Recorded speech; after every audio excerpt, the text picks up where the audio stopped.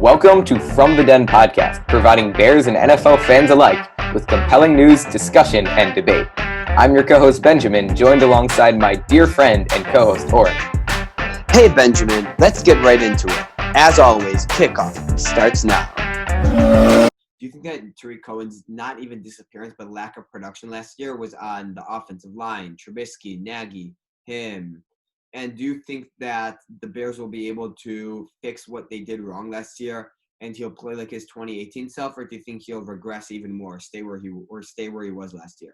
That's something I realized on the show. I feel like we like to blame like one player doing badly. I feel like we like to blame other players, which is funny. Like, Trubisky played badly because of the offensive line, because of Nagy. Montgomery played badly because of offensive line and Nagy and blah, blah, blah. So first things first, before I go blaming any other players, I'm just going to say Tarik Cohen dropped a lot of balls in 2019. So that was some of his regression was definitely his fault. And I think Tarik Cohen isn't a perfect player. I think a lot of times he does the human joystick. That's what they call him, like the next human joystick. But I think a lot of times it just I get frustrated with him because he could have a 5-yard gain and then he reverses field and is down behind the line of scrimmage or something.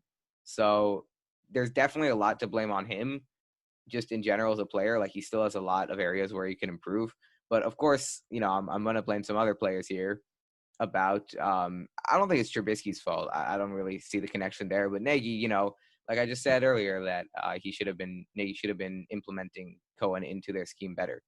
So, and in 2020, it all depends on Nagy. You know what? It doesn't all depend on Nagy because Tarik Cohen definitely has to improve.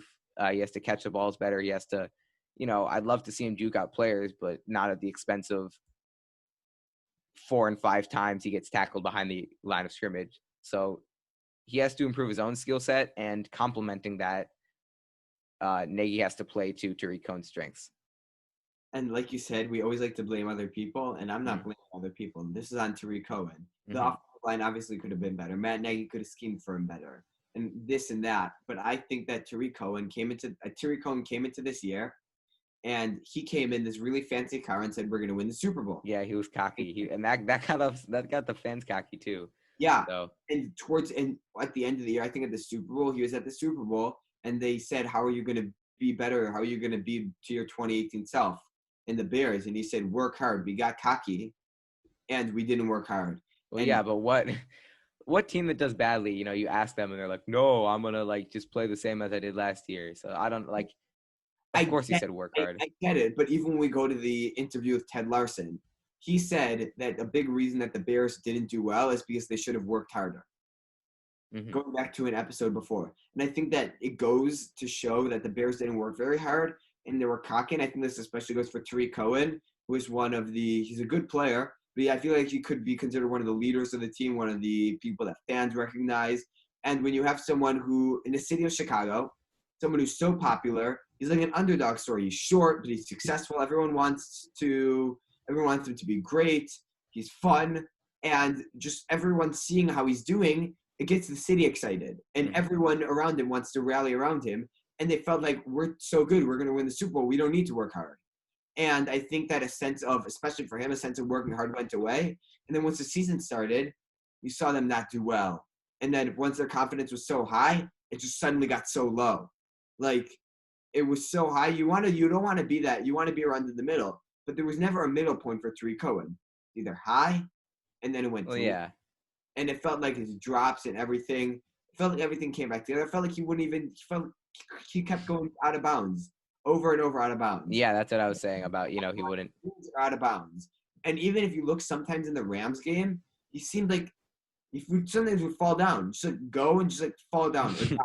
He's so unmotivated and so unconfident that he's just trying to dive and try to get an extra yard. Yeah, he's got to push himself in 2022. Exactly. And I think that you can always blame other positions because obviously if other things went well, stuff would have went better for him, but you can't be blaming other people.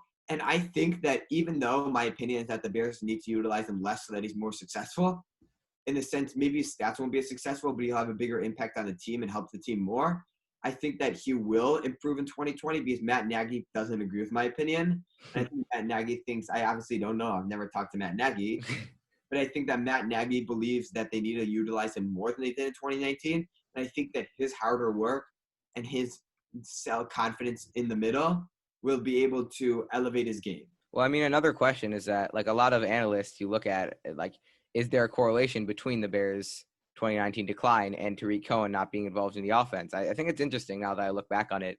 In our first episode, we talked about why the Bears declined in 2019. We didn't really talk about the decline of Tarik Cohen, and now we're out here, saying it's not really related. So you think that there's, like, no correlation between, maybe Matt Nagy, like, from what I understand, you think that Matt Nagy thinks that the reason, like, part of the reason that they regressed in 2019 was because Tarik Cohen wasn't involved in the offense as much. And do you think it counts as Tarik Cohen improving if, he has a standalone individually good season, but the rest of the offense doesn't improve? Well, goes to Allen Robinson.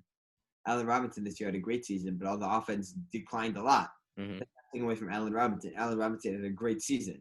And I know it sounds kind of stupid, but going to the Bears defense, we talk about how because Tarik Cohen didn't do good, it was Tarik Cohen's fault and Mitchell Trubisky's fault in the offensive line and the wide receivers and the coaches and everything. But you can look at the defense, for example. Khalil Mack had, I think, a 16.4% win rate against defensive line weeks 1 through 3. Weeks 4 through 17, when Akeem Hicks was hurt. From 4 to 17, when Akeem Hicks was hurt, he averaged 8. So what's this have to do with my boy Tarik Cohen? Is that you can always blame other positions for their not doing well. Either the offensive line was better, he was better. But you can't only blame him. Khalil Mack is so good that he should be able to do better without Akeem Hicks. He should be able to get higher than 8%. He should be extra motivated.